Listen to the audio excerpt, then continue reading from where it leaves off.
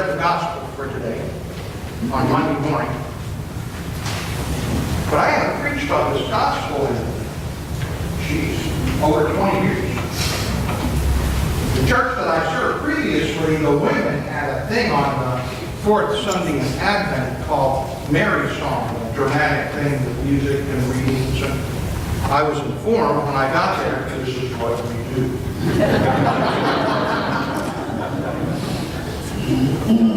First 2 years in a 3-year lectionary, this is the lectionary, Mary and Elizabeth. On the 3rd year, it's about Joseph. So after they had done it for 2 years, in fact it was exactly the 2nd year, 3 of the ladies approached me afterward and said, Pastor, you ought to write up a thing about Joseph so they can do, the men can do their thing on the first Sunday.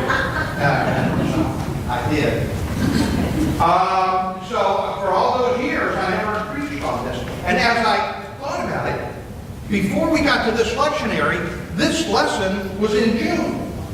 And I remember that because it was the first lesson I preached on after I became the youth director at a church and the pastor was on vacation, and that was my job, was to preach when he was gone. And I thought, it's been so long, and I've got to really do some homework on this. So I did some research, and I found out some very, very interesting things that I think are very important to us on this fourth Sunday in Advent.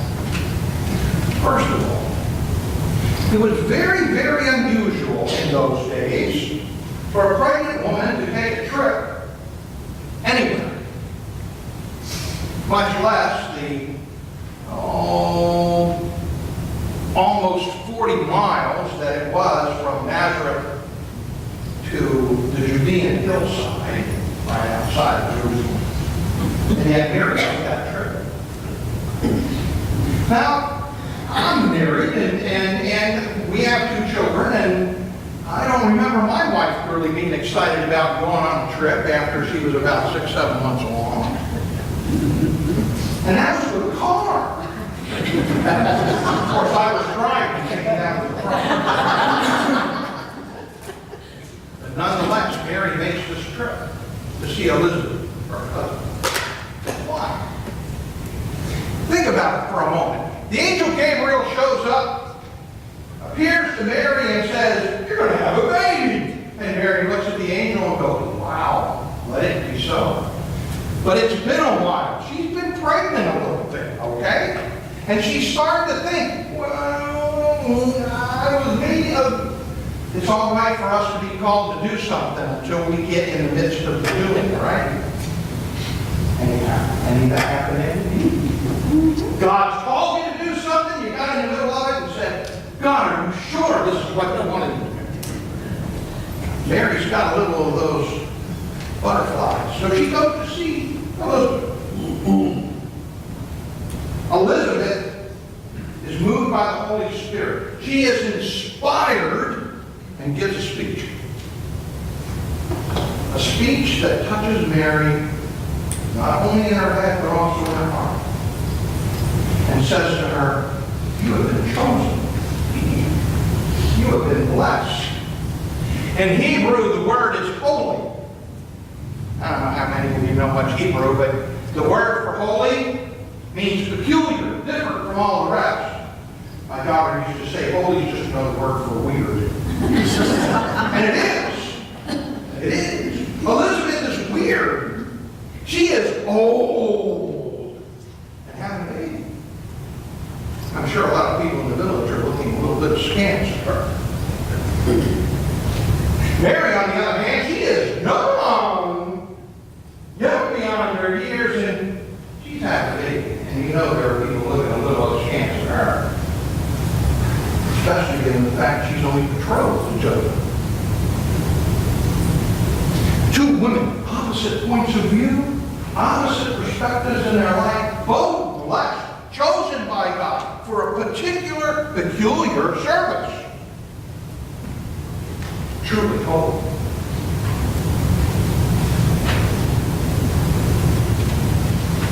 But there's a dichotomy to this being blessed thing. Mary hears what Elizabeth has to say, and she bursts into the words of the Magnificat. Song that is filled with faith and hope and expectation. Three of the big things that are a part of Advent. Faith, hope, and expectation. And so these two women, who are both pregnant, have come together, and Mary is at ease and inspired.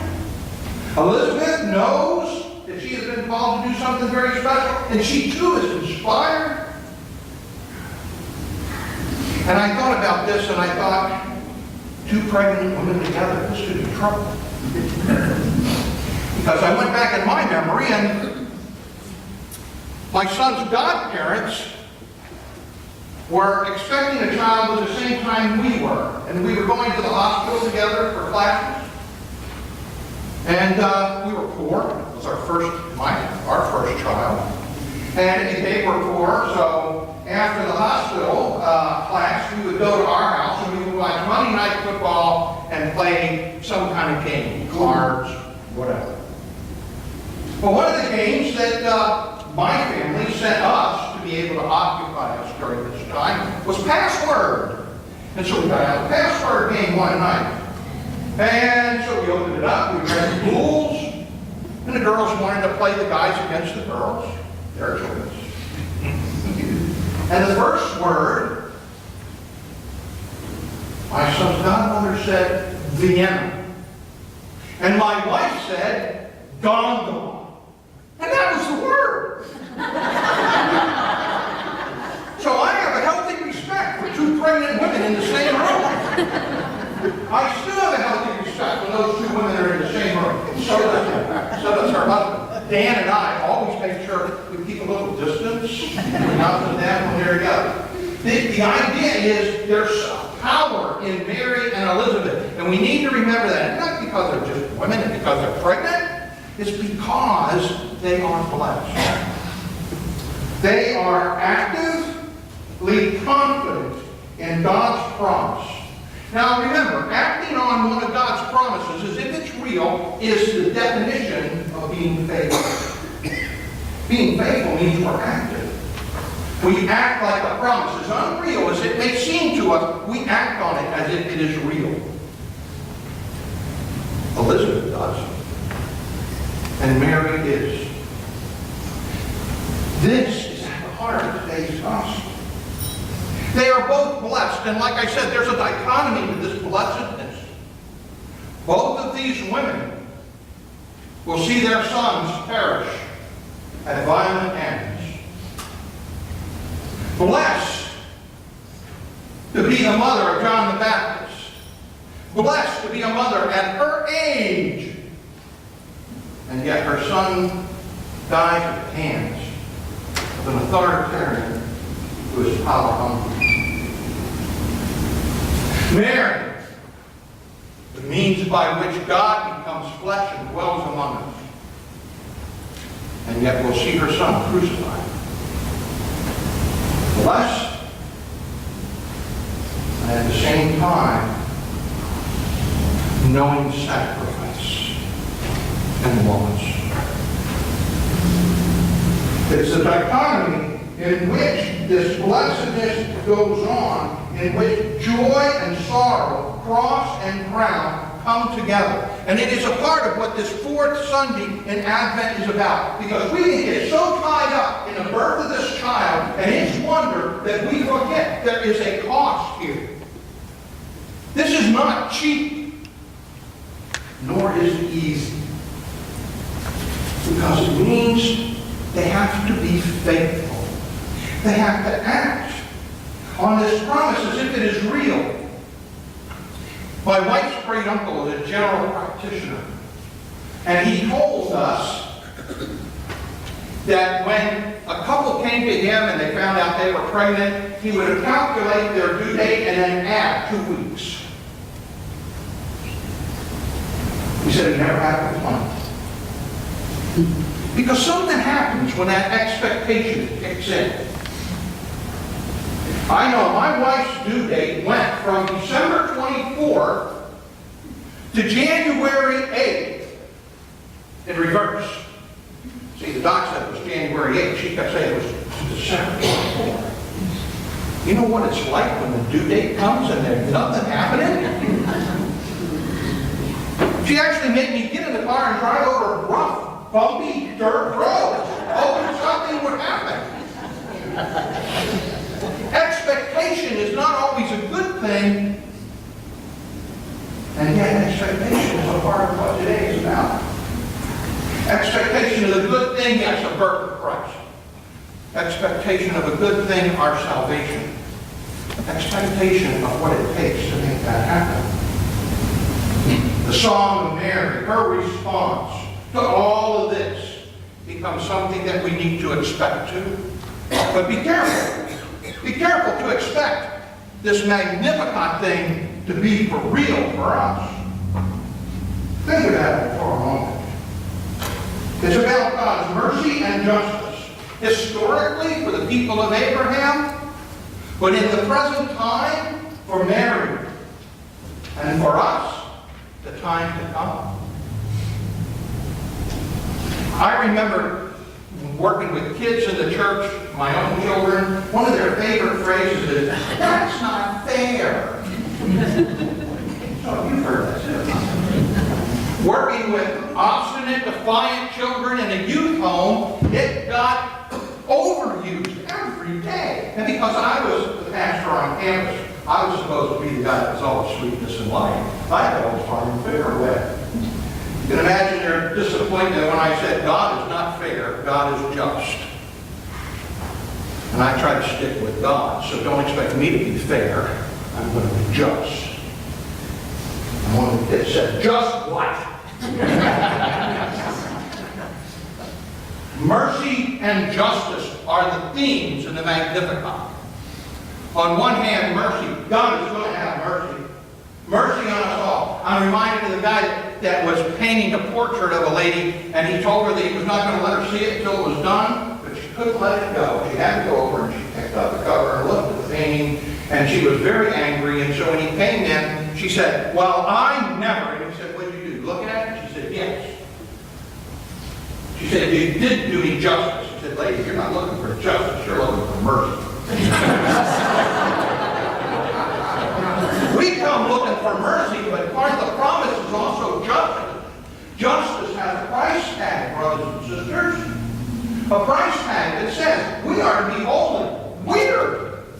We're supposed to be like not the rest of the world. We're supposed to be different. Because of that mercy, we can afford to be different. And we look forward to God's justice because we're not looking for Him to be fair. Because He's told us what He expects. He's also told us that His mercy is great and endures forever. He's going to scatter the proud. That sounds pretty good until we start thinking about what we think when we go by the mirror in the morning. When my son left for California, I told him every morning when you walk by that mirror, look in that mirror and say, I am not God.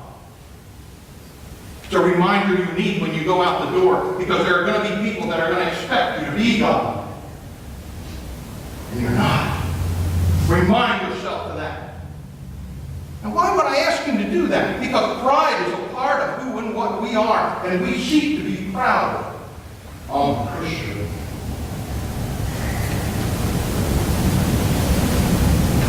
I am a child of God by God's grace through Jesus Christ. You hear the difference?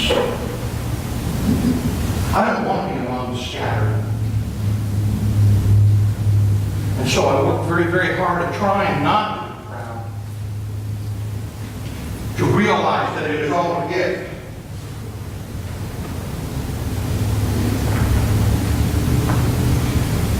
Cast down the mighty. I never have to worry about being among the mighty. All I need to do is go for a drive with my wife in the seat car, and I know I'm not mighty at all. All I need to do is spend 5 minutes with my grandchildren, and I find out I don't know anything at all. I am stupid, I am not mighty, and I am weak. And I'm reminded by that. I don't have any problem with that, because I got a lot of people reminding me of that. But we've got to remember that that's who we are. not the mighty. We are not in control. Thank God He is. And what is it that we are hungry for? Because He's going to fill the hunger. Obviously, for me, it's not Christmas cookies. What I am hungry for is His mercy. Hungry to grow in faith. Hungry to experience and share the love of Christ with others. We live today with the expectation of the change that God is going to make. Like Mary, expect change for ourselves. Like the words of the Magnificat, let's expect change in the world in which we live. Where it's not about pride, and it's not about riches, and it's not about power. It becomes about something much bigger. Let's live with the expectation of Mary and Elizabeth, who actively pursue the promise that God has made to us.